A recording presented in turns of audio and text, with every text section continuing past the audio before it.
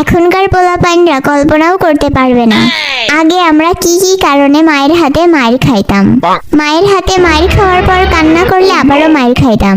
মাইর খাওয়ার পর না কান্না করলেও মাইর খাইতাম। খেলা নিয়ে বেশি মেতে থাকলে মাইর খাইতাম। খেলতে গিয়ে কারোর হাতে মাইর খেয়ে আসলে আবার মাইর খাইতাম। খেলতে গিয়ে কাউকে মেরে আসলেও মাইর খাইতাম। বড়দের কথায় তেড়া জবাব দিলে মাইর খাইতাম। অনেকদিন ধরে মাইর না খেয়ে থাকলে একদিন প্রচুর কেলানি খেতাম। বাসায় অতিথিদের সাথে আসা ছোট পোলাপানদের সাথে গ্যাঞ্জাম লাগালে আমি মাইর খাইতাম। অতিথিদের সাথে যাওয়ার বাইনা ধরলেও মাইর খাইতাম। খাবার না খেতে চাইলে মাইর খাইতাম।